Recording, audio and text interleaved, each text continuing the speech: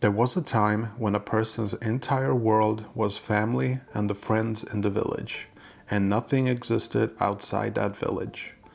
But with technology, and especially with the internet, suddenly we are aware of everything on the planet, and even outside.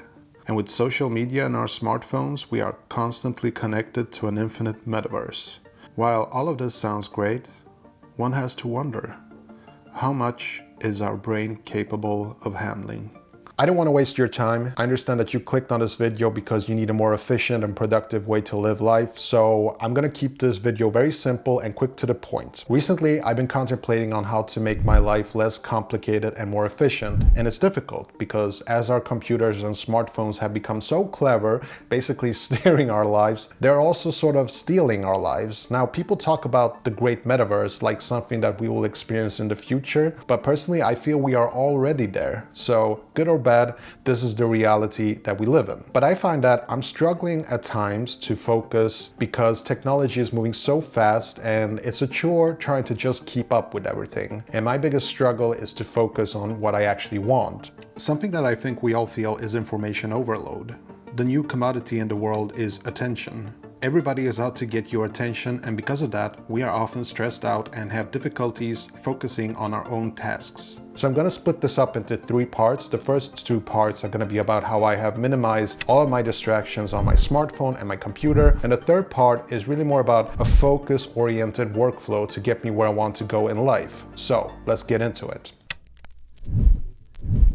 So my smartphone is with me at all times and it's filled with distractions. And as of lately, a lot of people find it so difficult that they have on purpose downgraded by buying a less sophisticated phone, the dumb phone. And I kind of like the idea behind it, but I think it's a bit of a stretch because I think that any smartphone is fully capable of being downgraded for efficiency and purpose. So first of all, I don't use social media on my smartphone like Twitter or Instagram or even YouTube. From time to time, I do install them, but it's very, very rare. I've also noticed that it's extremely difficult to focus when I use these apps. Like I can't have them installed on my smartphone. And it bothers me that social media companies make their apps so addictive, but at the same time, I get it as a business model. It's like this video. The trick for a YouTuber is to keep the viewer hooked for as long as possible. I keep 4 apps on my main page, and the rest of the apps are in the app drawer. And this is for 2 reasons.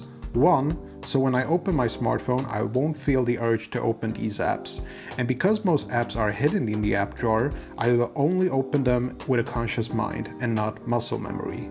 The 4 apps that I have are phone, text messaging, notes, and of course the camera app. Now, I use my smartphone mostly for 3 purposes: to communicate with friends and family, to edit photos and thumbnails like the one that you clicked on, to watch this video, and finally to listen to Blinkist and podcasts that I find provide value to my life. And I don't have any problem with utility apps, like photo editing apps, because they're not addictive at all. I don't have an email app on my smartphone because I have found that most emails don't have to be answered the same day, so I only check emails on the computer. I also don't have any games installed because it's just not my thing.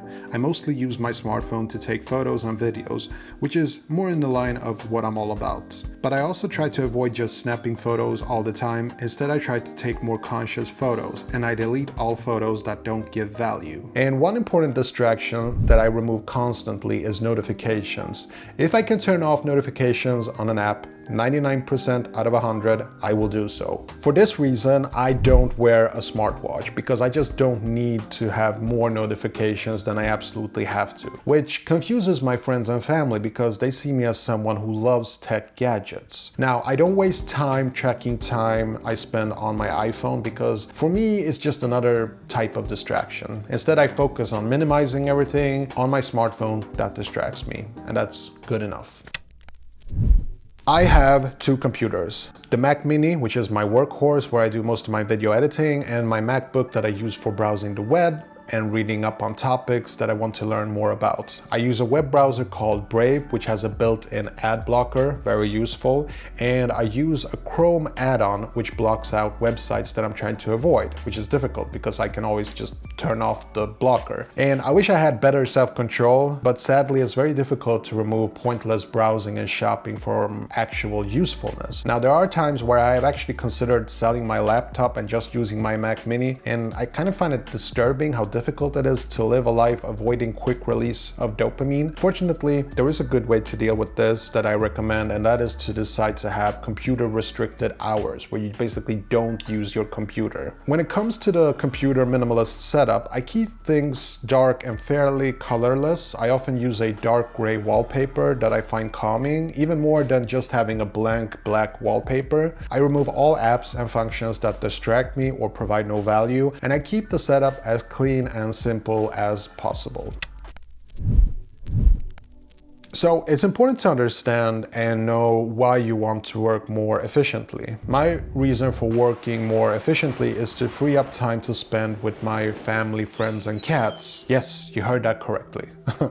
Whenever I can use a template or do an action that can make me more productive or let me access things faster, I will do it as long as it's not complicated. Now, there is this latest function paradox, and I like that Google and Apple are making apps and devices better and better, and they add more every year, but sometimes learning a new way to do things can be time consuming and not as time efficient as doing something that you have imprinted in your muscle memory. And the trick is to sort of decide which functions actually give you value and what your personal preference is. So for example, I understand that a lot of people find smartwatches very practical and they make their days easier, but I find for me it has some advantages, but it's just one more thing to manage, to charge, to upgrade, and whole interface you have to learn to use, and it changes over time and you have to adapt to it. So I stay clear of smartwatches.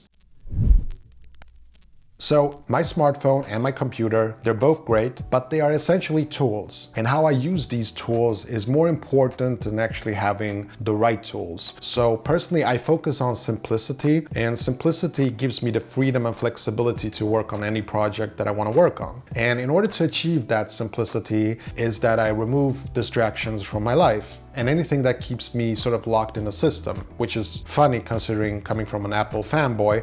But regardless, if you use a Mac or a PC, an iPhone or an Android, if you look at them as tools, you will find it easier to work on whatever projects you have. And so finally, I just wanted to end this video with a quote by Bruce Lee. "Empty your mind. Be formless, shapeless, like water. You put water into a cup, it becomes the cup. You put water into a bottle, it becomes the bottle. You put water into a teapot, it becomes the teapot.